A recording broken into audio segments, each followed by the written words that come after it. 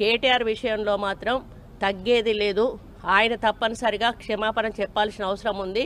ఆయనే చేసేదంతా చేసి ఈరోజు నన్ను క్షమాపణ చెప్పాలి అని డిమాండ్ చేయడం ఏదైతే ఉందో, మరి దొంగ దొంగ అని తనే దొంగ దొంగ అని అరిచినట్టుగా ఉంది. ఆ విషయంలో మాత్రం ఎట్టి పరిస్థితుల్లో కేటీఆర్ విషయంలో మాత్రం తగ్గేది లేదు.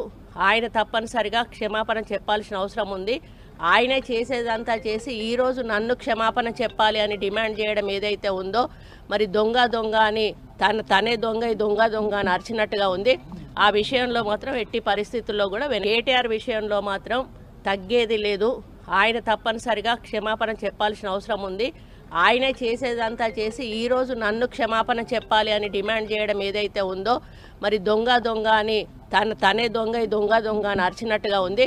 ఆ విషయంలో మాత్రం ఎట్టి పరిస్థితుల్లో కూడా కేటీఆర్ విషయంలో మాత్రం తగ్గేది లేదు. ఆయన తప్పనిసరిగా క్షమాపణ చెప్పాల్సిన అవసరం ఉంది. ఆయనే చేసేదంతా చేసి ఈరోజు నన్ను క్షమాపణ చెప్పాలి అని డిమాండ్ చేయడం ఏదైతే ఉందో, మరి దొంగ దొంగ అని తనే దొంగ దొంగ అని అరిచినట్టుగా ఉంది. ఆ విషయంలో మాత్రం ఎట్టి పరిస్థితుల్లో కూడా కేటీఆర్ విషయంలో మాత్రం తగ్గేది లేదు. ఆయన తప్పనిసరిగా క్షమాపణ చెప్పాల్సిన అవసరం ఉంది.